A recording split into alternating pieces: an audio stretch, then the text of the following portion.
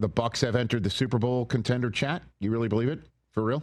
Yeah. Oh, for sure. I put them on a very short list. I mean, when you do the preseason thing, you're throwing darts. Right. Like Super Bowl matchups. I haven't got one right since I've been in the league, and I'm nails in the playoffs, so I need to look at it before I really do it. You know what I mean? Oh, I know that. I'll admit that. Like so. Oh, yeah. So if I pick your team to go to the Super Bowl, you almost don't want that. But I did put the Bucs in the Super Bowl this year before the season started because I just think they quietly got so much better. Not only that, they've kind of owned the matchup with Philly, which pains me to say, but like, historically, recent history, they've owned that matchup. They got a lot better on defense. I think again, confirmation bias. We look at the Bucs last year, not a big market team, and we see them, on red zone, or we catch little snippets of them. The Falcons score like 100 points in 2 games against them.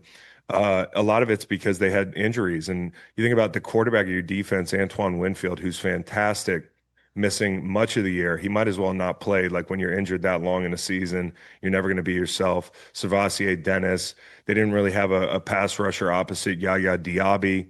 I think Cansey and Vea are fantastic inside.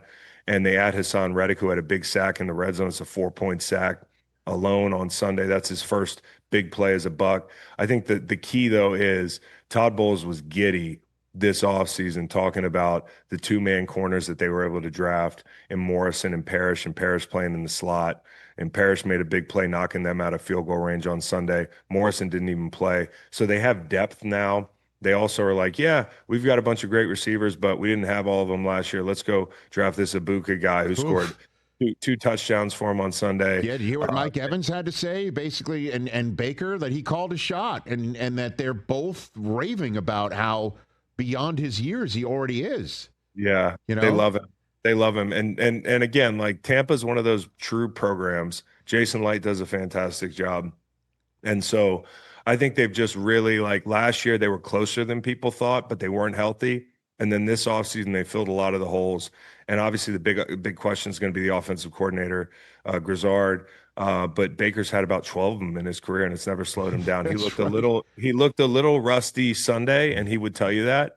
But I think for a team that didn't play their best ball, left some points on the board, didn't see Otten when he was, butt naked in the secondary, didn't connect, could have gone up 2 scores late, missed kicking game stuff. Like they still beat Atlanta, who probably got better this year. Didn't probably get better. They definitely got better. The defense got better. I think Penix gives you more upside at quarterback. So that's got to feel like a good thing to go on the road.